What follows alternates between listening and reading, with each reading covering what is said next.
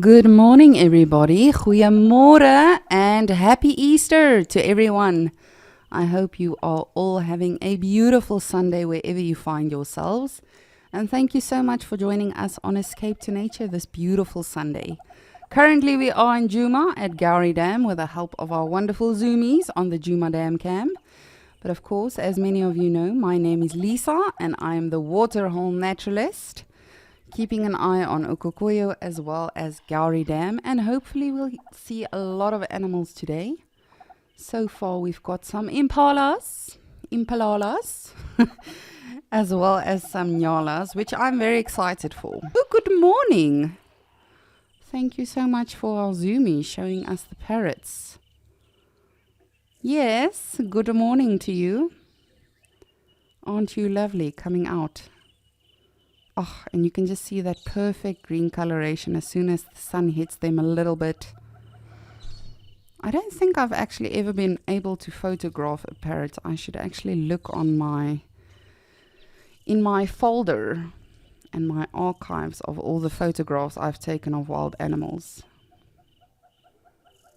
But these ones, I don't think so. Especially when they're nesting, it's quite tricky. Because for the most part, they can be in the crevice or in the actual nest. Now that hole was either a natural crevice or it was created by something like a woodpecker or a barbet. Just incredible how all of these animals recycle and they coexist. Definitely something we can learn from them. And as I said, it is a nesting pair that lives here. So both male and female can be on the outside. Sometimes they switch. For the most part, the female does the incubation, but it can be done by both. There has actually been cases where both of them do assist with the incubation. But if you ask me, I think there's already chicks in there that have hatched.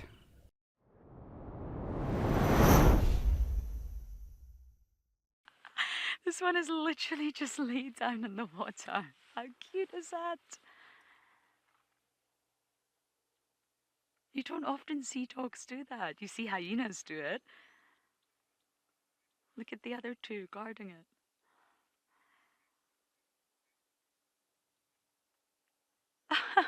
This is the first time I've actually seen a wild dog do this.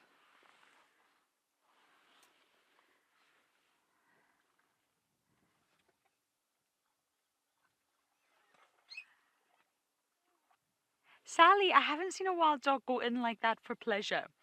Wild dogs often chase their prey to the water, and you will see them sort of going and really, really trying to get the whatever it is, impala, let's say.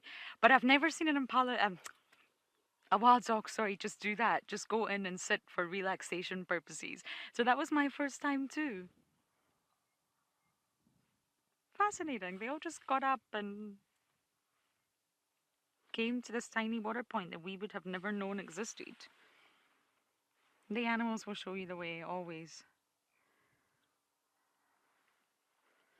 They know what they're doing out here better than we do.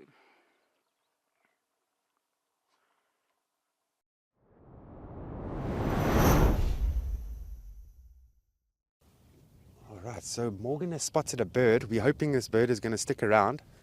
Let's see. There we go. Now, this is the southern ant-eating chat that I mentioned earlier. And there's one that is calling at the moment. You just can't really hear it.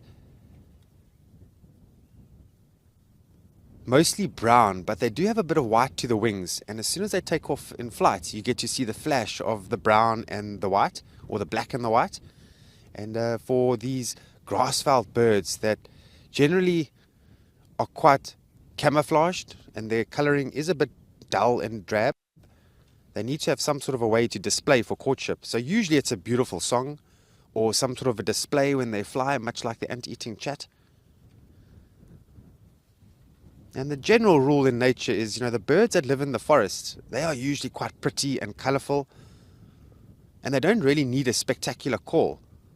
They're doing everything by sort of the visual side of things. But now with these grass-fowl birds, it's a little bit opposite. They need to have some sort of a way to display and then a beautiful call because they lack that in beautiful colorations.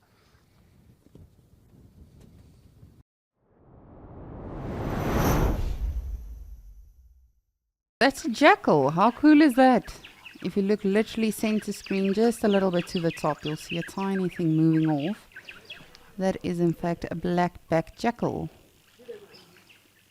Amazing, eh? How all of these animals just camouflage. You would think with these contrast of the white rocks, everything would just stand out so quickly, but it doesn't. Not at all. And of course, that is a massive advantage for them against other predators as well.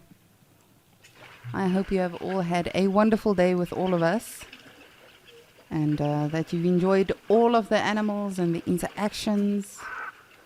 Hopefully we will see you again tomorrow for Escape to Nature. I will be back. And hopefully we see a lot more tomorrow. We've really had a very productive day. Even if we did not see any elephants or black unicorns, that is perfectly fine. It has been a wonderful day with all of these beautiful animals, the zebras, oryx, springbok, and of course the beautiful wild dogs. Andrew gave us a bit of education on some of the trees in Amakhala as well. So we hope you have thoroughly enjoyed today's Escape to Nature with us. Hopefully you learned something. And as always, thank you so much for also teaching us every single day. We really appreciate it. But whether you are celebrating Easter today or just having a normal Sunday, I hope it is a beautiful and peaceful one. Remember to join us this afternoon on Sunset Safari for the Easter egg hunt that the naturalist will be embarking on. And I hope everyone has a beautiful rest of their Sunday and weekend. If you are traveling, please do so safely.